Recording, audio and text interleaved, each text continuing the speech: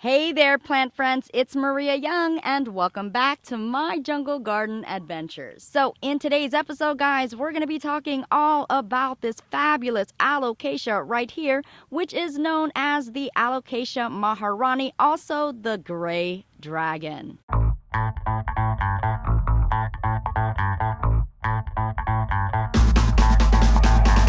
This Alocasia Maharani, also known as the Gray Dragon, is considered to be part of the jewel Alocasia varieties, also known as the Cuprea-like varieties as well. Very popular for its distinctive patterning, also its remarkable texture, and its fabulous venations and colors. Now, I did do a video here recently giving you in detailed description and review on this Gray Dragon. If you guys want more information and you want to see those descriptions, go ahead and click on the upper right hand side and it'll take you right to that video.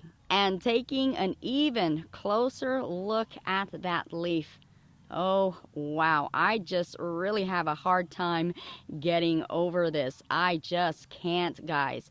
If you can look into the leaf, you will see those remarkable patterns, those venations, and such a wonderful texture. So wonderful, in fact, that you can feel the imprint of the actual venations in the leaf. And it has quite a scaly appearance and also a feel. Not only is the texture quite fabulous, but it has such a hardened top exterior, if that makes any sense. It has like a shell right here. It really has what I would consider what an armadillo would have, like a protective barrier. So just as an example of how rough this exterior is, I'm gonna scratch. Can you hear me scratching it? That's how tough it is. And that is really great for this Alocasia because it is indicating that this Alocasia leaf right here is very durable and less likely susceptible to pests. Now, the colors on this Alocasia can differ just depending on the maturity and also the age of the leaf. As you are seeing right here, you are seeing more of a darker green gray color. Opposed to this one right here, you're getting more of a light gray color. And even if we take a look at a leaf that has just begun to unfurl, you will see it has more of a light green appearance. Definitely a massive difference from when it's more mature to when it just has unfurled. You can see that again in the color and also in the texture, where it is a whole lot smoother when it has just unfurled and is not yet hardened to where it is more mature. All of those wonderful textures that really go on in this Alocasia. Oh, and let me not forget to mention, as it gets older too as well, you will notice that the backs will have that red color.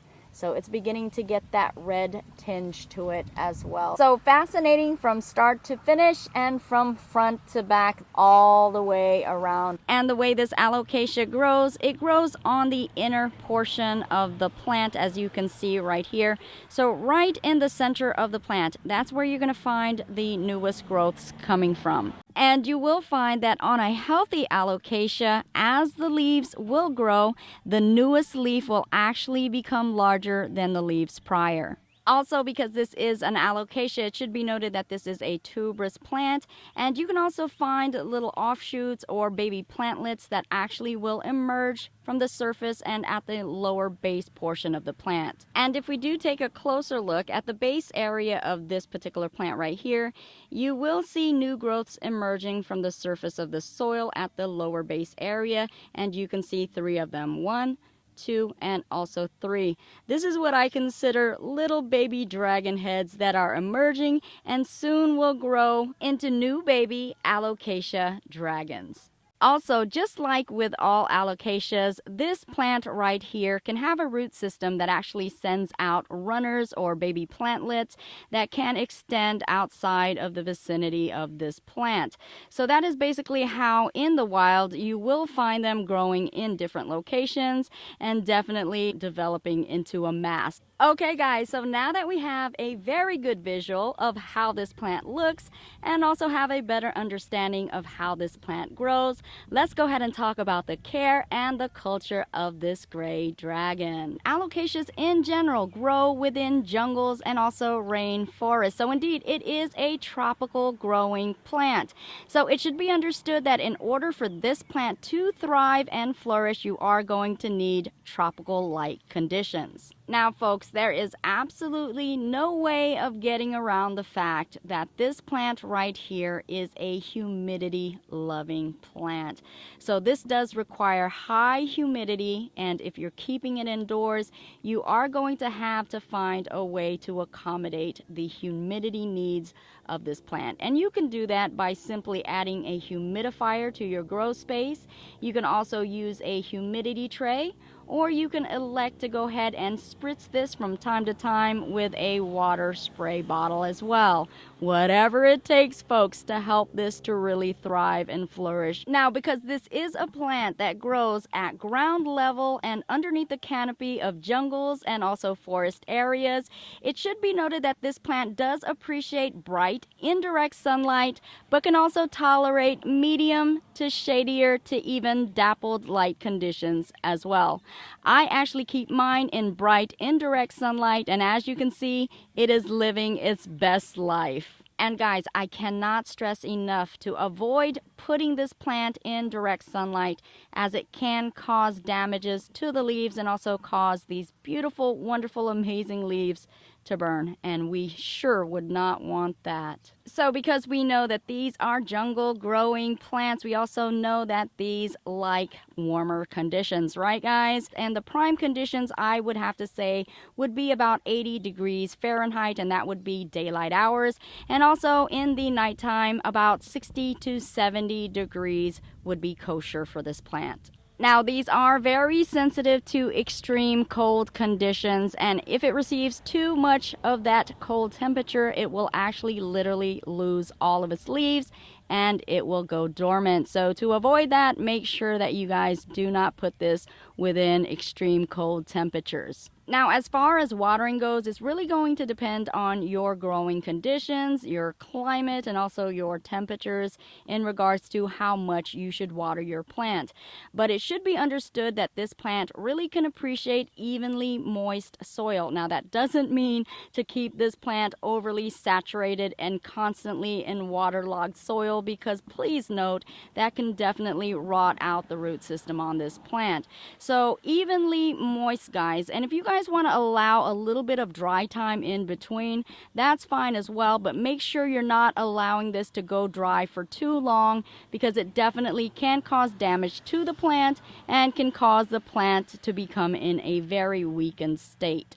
And in all honesty, the watering care for this alocasia and also alocasias in general are very similar to the way that you would care for your philodendrons and also your other aroids. They may require just a little bit more moisture and humidity, but other than that, just like philodendron and aroid care. And the type of media that this plant does appreciate is a light and airy mix. You definitely want soil-based material that is porous and will allow that water to flow and drain easily. Of course, you don't want anything that is too water retentive, as that would cause rotting issues to the roots. Now, I do know that there are some people that actually use hydroton or clay beads. Now, I'm not well versed in that. I don't grow any of my plants in that manner, so I can't really touch on that topic, but it is possible, it is done, and I have seen them grow healthy.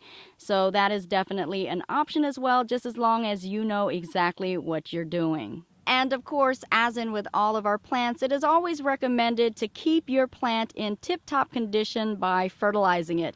And whether you use the liquid form or even the slow-release granulate way, it is absolutely fine. Just make sure that it is well balanced and that you follow directions as directed. And just in case you are interested in these types and varieties of alocasia, you know, the dragon scaly form, also the one that looks like reptilian creatures is what I like to call them. But indeed, the very interesting and standout Alocasias, there are a variety of them. And the grand finale of them all, I would love to say, is the Cuprea. Very interesting Alocasia.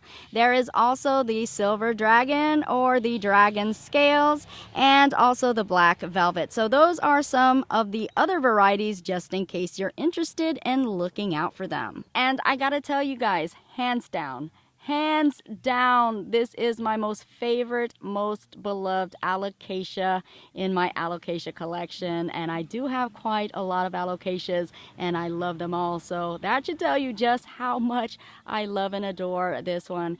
If you guys have not tried this Alocasia and you guys love those very interesting, very uniquely textured and patterned leaves of your plants, I'm telling you, this is definitely one to have. You will not regret it, guys. I mean, you can see it visually for yourself just how amazing this one is right here. And there you have it, folks. That is our episode all about the Alocasia Maharani, also known as the Gray Dragon. And I do thank you guys so much for tuning in to yet another episode of my jungle garden adventures. And I hope you did like this episode. If you did, please be sure to like, share, and also subscribe, folks. And I am so interested in finding out exactly what types of Alocasias you have. And do you guys have any Alocasias that are jewel or Cuprea types of Alocasias? And if you do, please be sure to comment and post them below. And make sure you also join me on my Facebook and my Instagram adventures as well. And with that being said, guys, I truly do appreciate it. Know that I do love and appreciate all of you guys. And I will see you guys later. And I'll also grow with you guys later as well. See you guys on my next adventure. Bye-bye.